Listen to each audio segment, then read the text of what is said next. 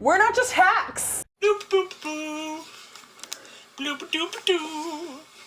Bloop doop da boo.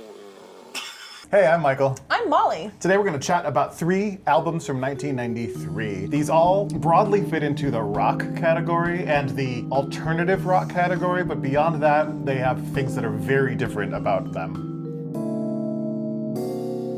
Like the mega follow-up to Nevermind. I have often said that I think In Utero is the superior album. I think a lot of people probably disagree. I think a lot of serious Nirvana fans agree with you. I think a lot of the other public don't. For the record, I would not consider myself a serious Nirvana fan. I would consider myself a serious alternative rock fan. I almost feel like the tracks from In Utero were more ever present on rock radio than the tracks from Nevermind, or the singles, I should say, from Nevermind, although I might be just misremembering it. But I feel like I heard All Apologies constantly, although I probably was hearing the unplugged version and not the In Utero version. And I feel like I heard Heart-Shaped Box.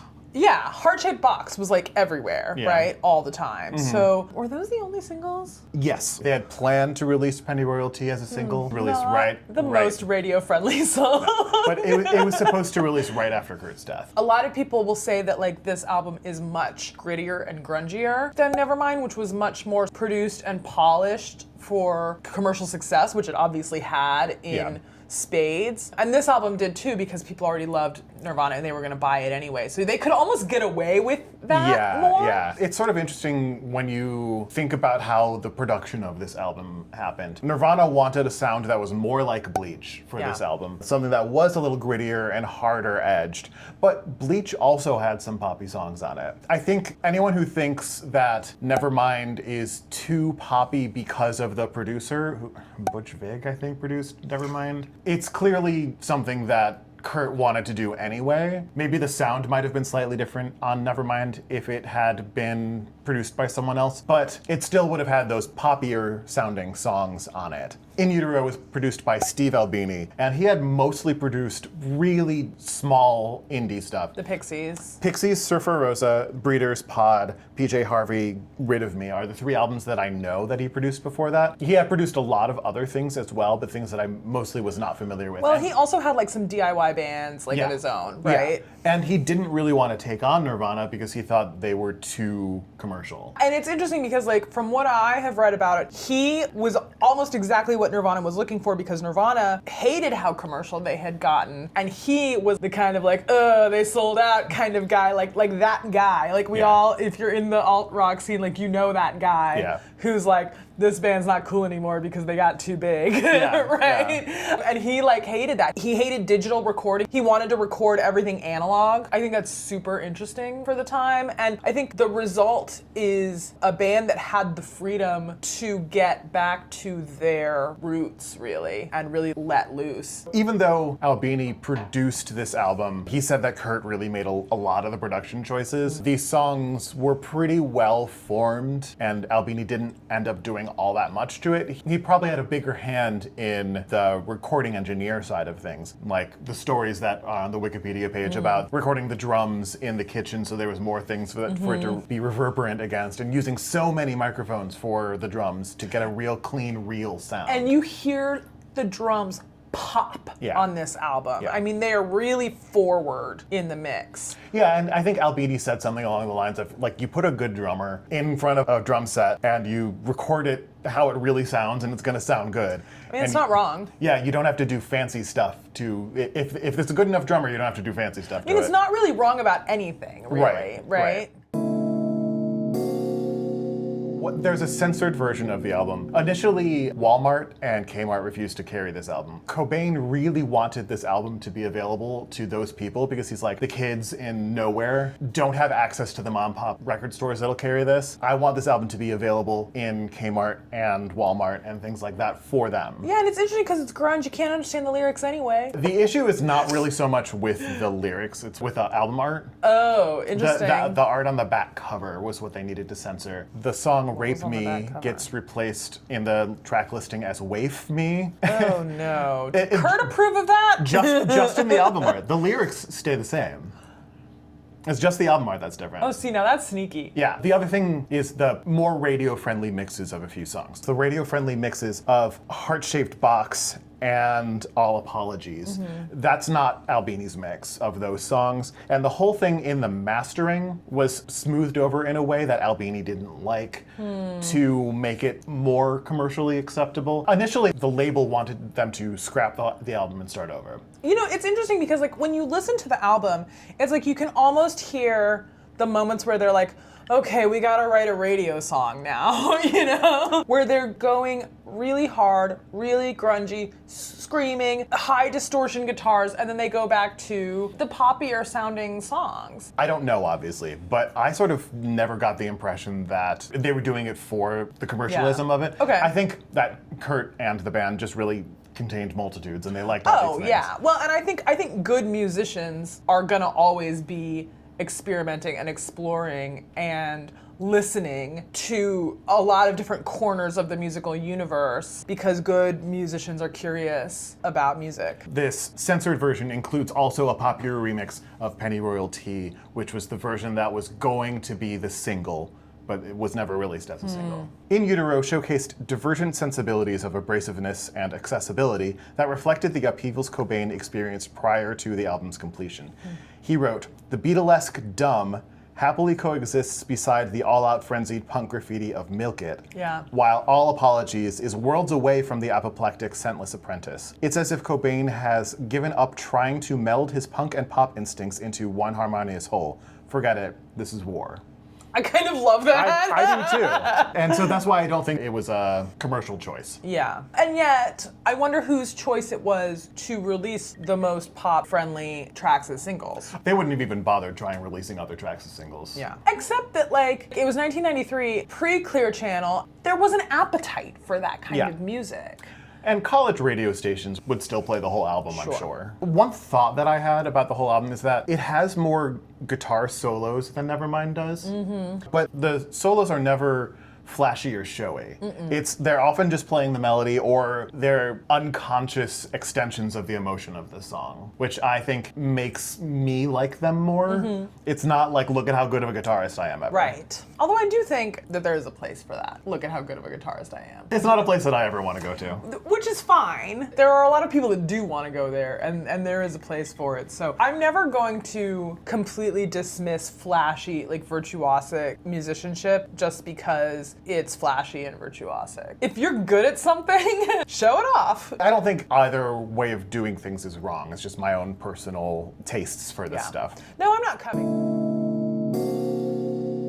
The 10 out of 10s that we gave to the album: Heart-Shaped Box, Francis Farmer, Very Ape, Milk It, Pennyroyal Tea, and All Apologies. Are there any things where we were like completely disagreeing about? Because I think that is what is interesting, that causes interesting conversation. Nothing more than a point. But I don't really see that. Yeah, we mostly right. agreed. Bestie! Serve the Servants is an interesting song in that it's much more direct lyrically than a lot of Nirvana songs are. I like the 60s rockish feel of it, but overall it kind of just ends up being like pretty good. It's not one of the ones that's gonna make me like really excited to listen to a Nirvana song. It's a decent album opener. Like, I think it's interesting that you compared it to 60s rock. I compared it to blues. A lot of 60s rock basically is blues. There are like these blue notes in there. Okay, I want to talk about Heart-Shaped Box a little bit. Kurt said the song was not about Courtney, but Courtney said it was about her. Of course, did Courtney say that while Kurt was still alive? No. That's interesting to me because I think a lot of artists will say, oh, everybody says this is about that, but like it's not. Because they kind of want to keep close to their chest what songs are really about, which I think is the right thing for an artist to do. I mean, I'm not going to say like it's wrong if you're more explicit about what your art is about, but I think a lot of artists like to keep that veil over things. And so I don't think that just because Kurt said no, that means that Courtney was lying. Right. And also, Courtney might have always just assumed the song was about her and he never told her that specifically. There's no way to know. The opening of Rape Me could be Smells Like Teen Spirit. I've always thought that. It is one of those things where it's like the guitar riff is so similar. It zigs instead of zags pretty quickly. Yeah. But I've always thought that Rape Me was one of my favorite Nirvana songs. I know it's dark. Because it's dark is kind of why like teenage me gravitated toward it. It's like, yeah, no one understands me. It really exemplifies how this whole album really is much darker than Nevermind. Yeah, and it's really clear how Kurt is wrestling with fame and attention. I read a quote from, I think it was Dave Grohl article who was like, at this point, it's not teen angst anymore, it's rock star angst. Every band that hits it really big does one of those where they sort of lyrically agonize over what it means to be suddenly very famous. This is the time where they're reckoning with what it means to be a big famous rock band. I think fame fucks a lot of people up. Kurt's obsession with Frances Farmer is almost in the airplane over the sea levels. Yes. And I love that. Yeah. Oh, Dumb. Was that a single or was that just a song that you heard on the radio a lot? I think it was just a song that you heard on the radio a lot, but I do love it. Frances Bean, Kurt Cobain's daughter, she's said publicly several times that she doesn't like Nirvana's music. Interesting. But she said that Dumb always makes her cry. I think it's really interesting that he equates dumb with happy in the lyrics. I think you could unpack that a lot. How can anyone truly be happy unless you're not seeing all the horrors of the world? It's easy to relate to that. Yeah. The thing about All Apologies is like when you hear that guitar riff come in, that's one of those unmistakable, iconic rock. Is riff the right word? A hook, really. Yeah, when you hear do do do do do do do do do do do do do do. I think that was even the right key that you just sang it in. Yeah, because like it's in my body. Yeah, even the tone of that guitar is really specific. It's not something that we haven't heard elsewhere, but I don't know, there's something about it. Well, and the tone of Kurt's voice in that track, when I hear that song, I'm probably more used to hearing the unplugged version of it, which is also iconic. Nirvana is really known for their like hard rock songs, but like that is one of the best Nirvana songs. About the sequencing of this album, I think the back half is stronger than the front. I hadn't realized that All Apologies was the last track on the album. It's an interesting choice to end there. Yeah. I like a softer track as in... Of course, it's not exactly a soft song. Like it has, it gets they hit hard. the distortion pedals in that song, but it is slower and it is sort of plaintive, I guess. At least in the verses, the choruses get harder. And it does come down at the end. Yeah. I do like ending an album generally on a softer note. With that incredible, almost ad nauseum repetition. Yes. It's a Buddhist prayer. All in all is all we all are. And it's like, That's Nirvana. Yeah. Looking at our scores for the album based on the individual picky points gave this a 90. I also personally gave this a 90. Molly gave this an 88. If we average that all together, this gets an 89 or a B+. The Metacritic score for this one is 90. We ended up giving it 89, so we're basically there. Like the two titans of grunge metal, and it's interesting to me that they're following each other, kind of, almost. I've been thinking about this a lot. People talk a lot about like the Beatles and the Stones, and people also talk a lot about Pearl Jam and Nirvana, and the thing is, to me, the Beatles and the Stones are very different bands. They were, rightfully, probably the two biggest bands of the 60s. Yeah. These bands are so different. They're trying to do different things. And they get put into this like cage match of like, you must pick a side, right? And with Pearl Jam and Nirvana, I feel the same way. I think they were the two biggest grunge bands. They were sort of leading the charge of the grunge music movement. But I do think they were trying to do very different things. In the last time we talked about Nevermind and 10, I talked about how I feel like the Nirvana album feels more influenced by the punk scene, and the Pearl Jam album feels more influenced by the metal scene. There are moments in this Pearl Jam album where you feel more of like almost a glam rock influence. Nobody in the grunge era was shredding like Mike McCready. I would put him toe-to-toe with Eddie Van Halen. And I think that's part of why I think... You don't like it. Yes, but also I think that we probably shouldn't consider Pearl Jam grunge. Oh, see, I disagree. Okay. Because I do think that while you have this really bright, clear guitar solos at times, the overall sound feels very grungy to me. And the band themselves were embracing the grunge aesthetic, right? And I think that your visual aesthetic matters when it comes to how you're classifying you. Because like, as we've talked about before, it is all just marketing. They're both grunge bands, but they're diverging. And I almost am hearing more of an influence of the California of it all in Pearl Jam, even though they were technically a Pacific Northwest band, but Eddie Vedder was a surf bum in California. And this album was recorded in California. Yeah, and there are moments in here where I'm like, That bass riff sounds like a Flea bass riff by the Red Hot Chili Peppers. Yeah. There's a wah-wah guitar. They're pulling sounds from like all over the place. Yeah, the California point is one of the things that I wanted to talk about with this album. The Nirvana album was recorded in Minnesota in February. Yeah. During a blizzard, they intentionally locked themselves just in this house, basically. This Pearl Jam album was recorded in California, and Eddie Vedder hated that. And he thought he was in California? Yeah. And he's like, I'm so comfortable here. I can't get into the rock ethos of it. And so the band was doing things to make him uncomfortable to help him write his lyrics. Those two different worlds that these albums were created in does impact their sound. Yeah. And this album was produced by Brendan O'Brien. Other albums that his production was well known before this album. He did a lot after this album. But before this, he produced The Black Crowes' Shake Your Money Maker, Temple of the Dogs self-titled album, Red Hot Chili Peppers' Blood Sugar Sex Magic, and Stone Temple Pilots' Core. Yeah, so like this feels very much in that universe. It's like all of the big 90s. I don't think of the Red Hot Chili Peppers as grunge, but a lot of people will lump them in. Yeah, I wouldn't because it was either, the same time period, yeah. right? That was the scene in the early 90s. And then you have Nirvana off doing their own thing over here with this like nobody that they found who produced a couple Pixies albums and a who was hanging out with Kim Deal apparently. That is another divergence. It's like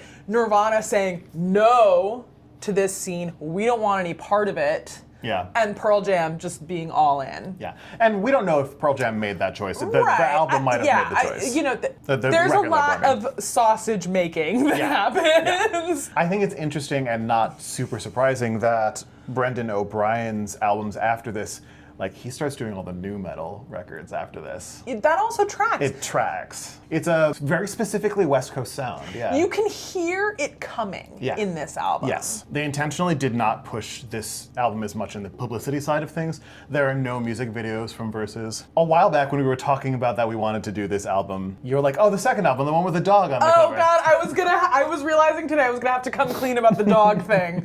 I, for decades, thought that it was a dog on the cover of this album. And then somebody, I guess it was you, that was like, isn't it a sheep? It's not, it's a goat. So we're both wrong? Is that what you're saying? Yeah. At least a sheep and a goat are like basically the same animal except for a few like genetic tweaks. I thought for my entire life that it was a dog. That the whole album cover was supposed to be like this caged dog rattling at its, The bassist, he took this photo and he intended it as a representation of how the band felt at the time. We were slaves. That goes back to like the whole Sausage Factory thing. Yeah. I think a lot of people dream of music stardom, but it is definitely a thing that a lot of bands, not just artists, feel squeezed by the machine that wants to just churn out hits and squeeze every penny out of them. And it goes back to like the beginning of recording. Right.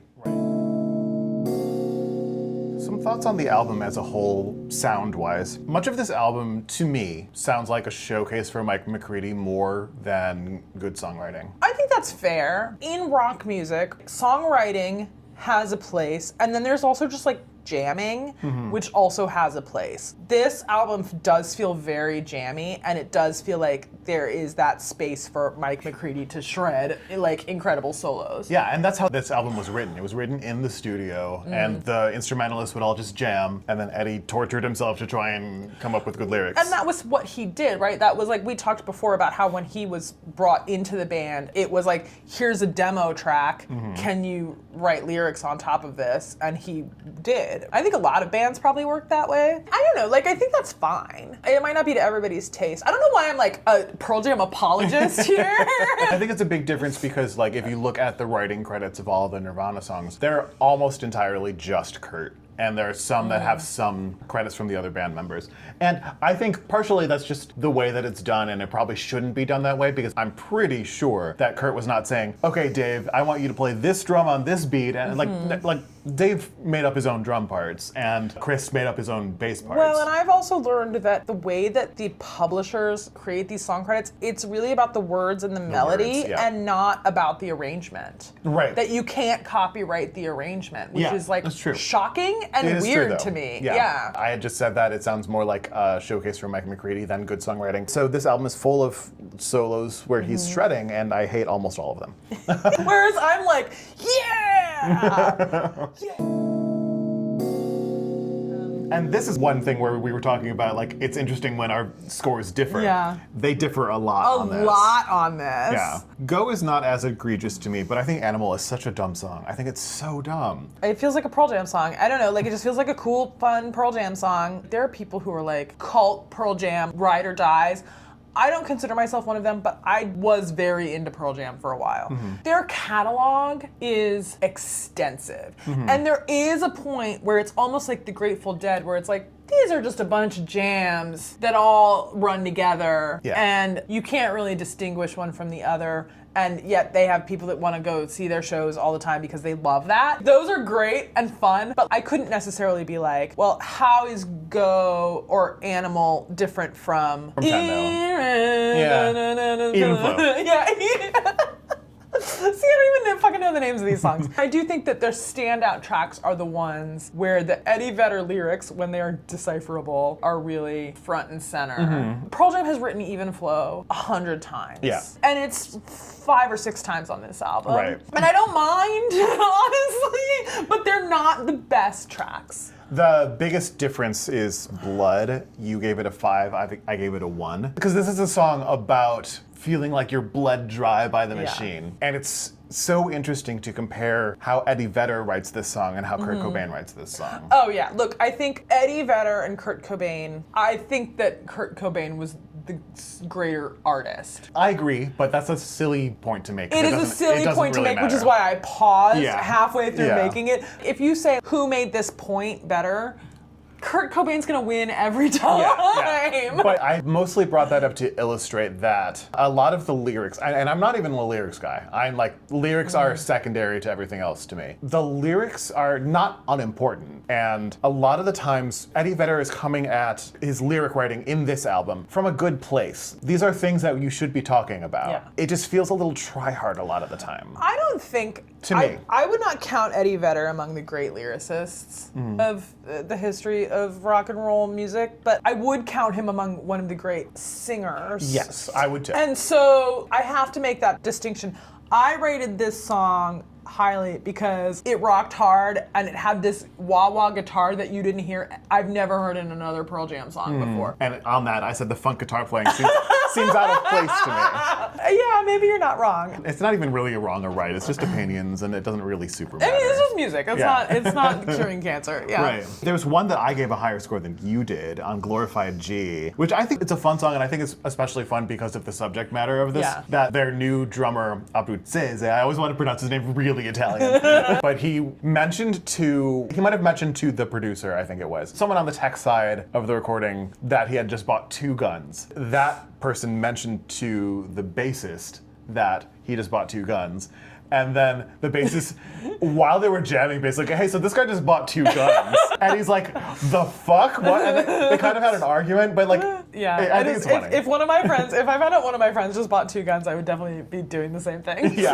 Like, what do you think you're doing? Pearl Jam has these moments where like they veer into like the corny, and I think this is one of those moments. A lot of the time with the cornier Pearl Jam songs, it's like, this is the song I'm not going to tell anybody that I think is a really fun song that I like a lot. I like the cool, I like Even Flow, you know? Like, let's talk about the song that we both rated and both said is one of our favorite Pearl Jam songs. There are 2. This one and Daughter and Elderly Woman. Well, yeah, we should talk about the singles. So Daughter is one of the classic. It's a great song. It's really good. And to me, it is like the quintessential Eddie Vedder vocal, right? Like Yellow Ledbetter aside, which is like that because of of the incomprehensible lyrics. Daughter spawned 1,000 imitators who, unfortunately for all of us, topped the charts in the late 90s and early 2000s. But rock grew out of that song. Okay, I do want to turn on some more lights. Earlier today, I was talking about this album with you, and I was like, before I had said that I thought that Versus was my preferred album over 10, and then I later, like, listening to this, I realized, like, no, it just has one of my favorite Pearl Jam songs of all time on it, and it's really just that one song. And that is Elderly Woman Behind the Counter in a Small Town. First of all, I love it when a song has a whole title like that. I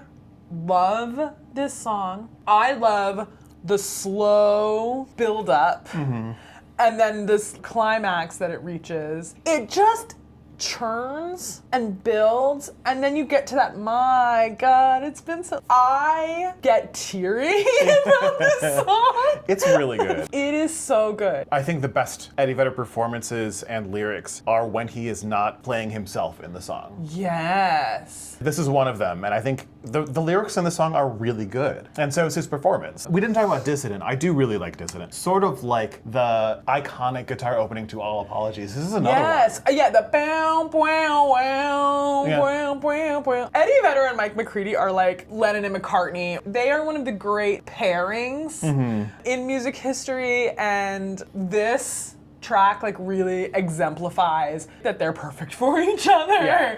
But I also don't want to discount the other band members' contributions, because even I can't remember which song it was, but I was looking up interviews, and there was an interview with Mike McCready talking about one of the songs on this album, and he's like, yeah, so I came up with this part, but then Stone Gossard did this weird thing, and they weren't intentionally going to be the same song, but we just kept on playing them next to each other. It's like, oh wait, what if they are the same song? Oh, that's cool. They are all doing things that are contributing to the songwriting on this album. Do you like how I like suddenly have all of this like rock and roll backstory in my mind? Almost like there's a podcast you've been listening to or something. Apparently it's good though. I do recommend Andrew Hickey's History of Rock Music in 500 Songs, yes. If you want to do like the deepest of deep dives into the history of rock and roll.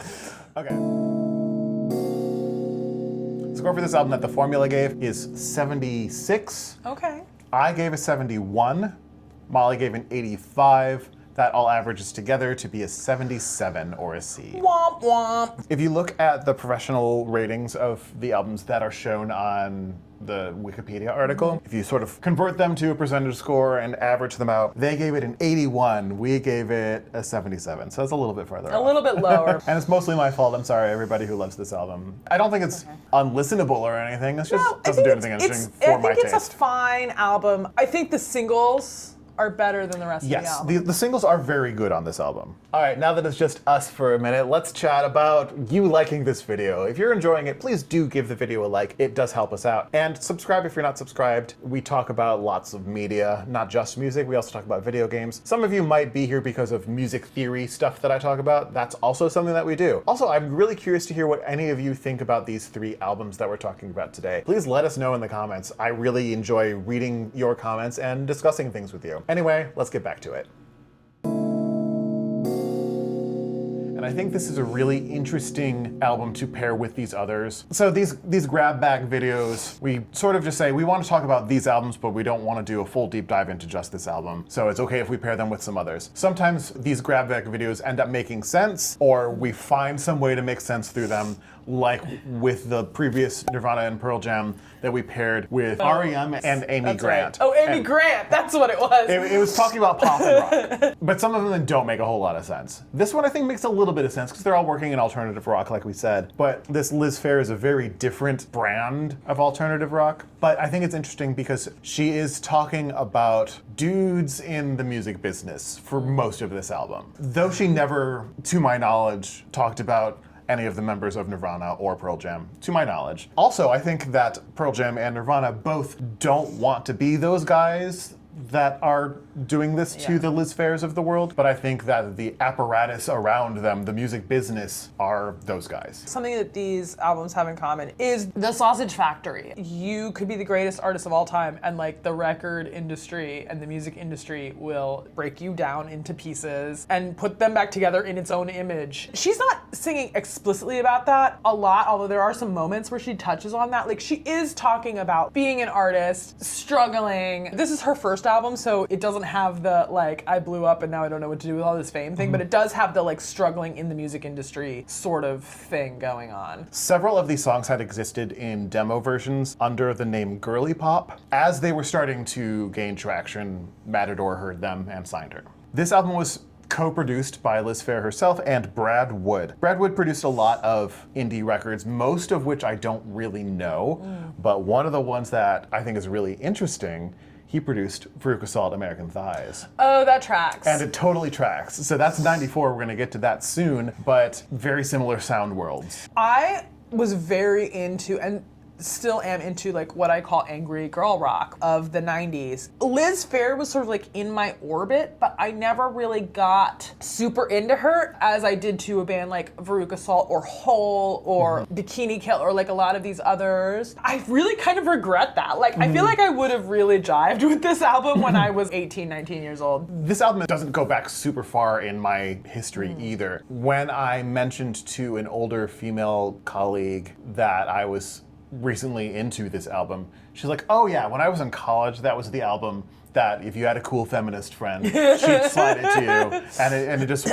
all the feminist girls knew this album. And this is probably late 90s when she was in college. So this album, almost all of the instruments that you hear on this are played by Phair herself or by Wood, who played drums on all the tracks where there are drums, or Casey Rice occasionally comes in to play some guitars. Most of them are Phair. And there are a couple other guest performances, like there's a harmonica player that shows up in a couple tracks.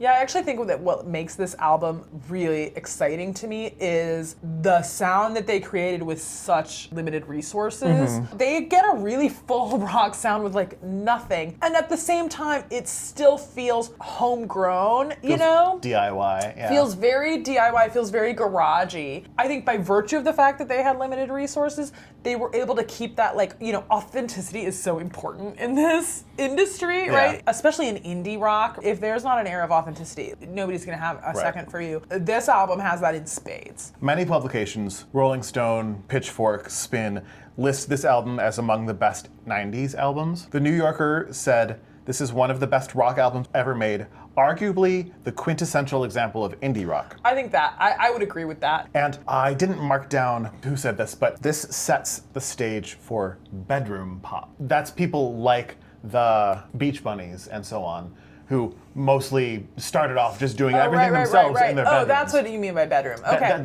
Bedroom pop is... Yeah, like, so the idea of like, I'm gonna record all my own instruments, which is interesting because it feels like a very woman-dominated genre. I think there are a lot of people doing the very DIY rock, even at this time, like Smog, Bill Callahan, and very soon we'll get to like Microphones / Mount Erie, which are the more male-dominated side of this, but people don't usually refer to them as bedroom. It's very similar, I think. Liz Phair said in an interview, I don't really get what happened with Guyville. It was so normal from my side of things.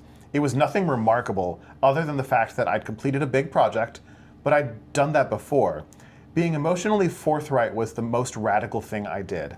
And that was taken to mean something bigger in terms of women's roles in society and women's roles in music. I just wanted people who thought I was not worth talking to listen to me. That's really interesting to me because to be emotionally forthright in art is like kind of all anybody's ever asking you to do. Yeah. So when she says like it wasn't that big a deal, I was just emotionally forthright, it's like, well, yeah, you were so enormously emotionally forthright because like, I mean, like, this album is raw. It's so raw, yeah. This album is exposed, it's gritty, it is emotionally just so vulnerable. well, right? What else have we ever asked of any artist? But it also kind of sucks that we want to see every artist naked. Sure, but is that not the job of the artist Yeah, it in is. society? It is, yeah. This is kind of what you signed up for. I think many artists, and I would count myself among them, the reason that you are interested in art is because you're ready to strip your clothes off and stand naked in front of everybody. It is an urge that you have to expose yourself in the need to be seen and recognized and Taken seriously, like she just said. yeah. Liz said that much of this album is actually not autobiographical, but I think that's just the specific circumstances are not autobiographical. You can pretty easily see how so much of the feeling behind the songs are her feelings. She's just maybe putting herself in a different I think woman's it would be shoes. very hard to put on those feelings Yeah. if you had not experienced Yeah, them. yeah. So, as you might know, this album is a song-by-song response to the Rolling Stones' Exile on Main Street. The story is that she has said in several interviews, she was dating a guy at the time, she was in art school. That also tracks. Yes, it tracks. Just the cover art. I mean, come on. Talk about stripping down naked. Sorry. Right, it's fine. She knew she wanted to make music, and she was going through her boyfriend at the time's albums on CD. She pulled up Exile on Main Street, and she's like, is this one of their like good ones or something? And he's like, oh yeah, it's monumental. Yeah. And at some point in the conversation about the album, she was doing the thing that she talks about that she does, where she is playing into the stereotype that men set for women to her own benefit. She's doing like, but is it like a good album? You know, she knew. But also, he said, that's beyond you, essentially. I don't think she said that he said that in those words, but it sort of feels that way. You wouldn't get it. Yeah, or like, you could never do anything like this. And so she said, I will do exactly this. Not every song, but many of these songs imagine the inner world of the woman that the Stones song is about. Put things on her side and on her perspective. But not all of them are that specific. When they are not that specific, they are track by track, like, oh, this is one that was the full band, so I'm gonna have a fuller band sound in this song. And this is a more intimate sound in this Stones song, so I'm gonna have a more intimate sound in this track in my album. I will say there is a long history in popular music of so-called answer songs. This is a thing that goes back to like the 1940s, if not earlier. A song being really popular and like sometimes just to ride their coattails, people would sing about the same subject matter or respond in some way. The most obvious example that comes to my mind is Hank Snow wrote Thank God for Honky Tonk Angels and Kitty Wells answered with It Wasn't God Who Made Honky Tonk Angels. This is a thing that has been happening in music. I've never heard of another instance where somebody did a whole album in response to an entire album before, which is really interesting. I don't think the person that Liz, or any other person who is the type of artist that Liz Phair became because of this album, could do that. You have to be coming from nothing to be able to do this and get away with it, kind of. She did meet Mick Jagger at a party once, and he knew who she was. They'd never really spoken. He probably hadn't listened to her music. He apparently said to her, like, oh, you're the one who used our words to make yourself famous, but so he probably hadn't listened to her music. but also, like, he was apparently not mad about it. He was like, oh, you're the one who did that, okay. In fairness, the Rolling Stones got famous on the backs of a lot of other musicians. He couldn't get mad, and the Rolling Stones have famously acknowledged that they didn't write a lot of their songs. Back in the 60s, the word cover wasn't really even a part of the vocabulary. This was just what you did. Yeah. There was a song, you recorded it, another group recorded it, another group recorded it, you know, so. What I love about this album is that these are really like catchy, direct songs, and then they occasionally have these really cutting lyrics. Cutting lyrics. Or like really witty lyrics also. Like little punchlines that surprise you. I like, check out the thinning hair, check out the aftershave, check out America, you're looking at it, babe. Oh, man. Her lyrics are usually pretty direct, but there are some that are broad and vague enough that it's easier to put yourself into the situation. They have the potentiality to mean several things at once, and I think she wrote them intentionally to be that. I mean, I think if you're a woman listening to this album, you could put yourself in the shoes of the protagonist of pretty much every single one of these songs. I think that's very easy for most women to do. The 6'1", I'm not quite 6'1", But I am big, I come on strong, I love my life and I hate you. Apparently she said in some interview that people thought that she was 6'1", but she's 5'2". She sings it very convincingly, Yeah, like, no, I'm but- 6'1". But the lyrics are, I feel 6'1" instead Totally. of 5'2", which is what she is. She's 5'2". Exactly. Yeah. She's the chihuahua that thinks he's a Rottweiler, right? Yeah, or she's the chihuahua who thinks that she's the pit bull in the basement. The lyrics are sometimes so non-poetic that they go all the way back around and become incredibly poetic. Totally. I think a really good example of that is in Fucking Run. First of all, just the lyric Fucking Run. Whatever happened to a boyfriend, the kind of guy who makes love because he's in it. These lyrics are just tossed off. And I do think that like Fucking Run to me is like the Liz Phair song. I think it exemplifies her entire catalog, which is like, I'm gonna sing these like completely raw, brash lyrics. They almost disrobe you, right? Yeah, that's really good. I like that. That make you feel exposed. And she says it in this way where she's just tossing these lyrics off in this sort of deadpan. And that's part of what makes it so thrilling. The way that she's saying these things that are so profound in how ordinary they are. It shouldn't be ordinary, like nobody should be feeling this way. And yet we all do, and I'm saying it out loud, and I'm just like saying it like it's nothing. The one that I wanted to highlight of so not poetic that it becomes poetic again. And the license said you had to stick around until I was dead. But if you're tired of looking at my face, I guess I already am. Yeah. Holy fuck. On the flip side, she also has moments where the lyrics are very Yes. poetic, Yes, and the she does. highlight for me is "You sprung from the skull of Athena." What does it say? Like, think about your own head and the headache he gave. Yeah, but that's also really funny if you know the mythology.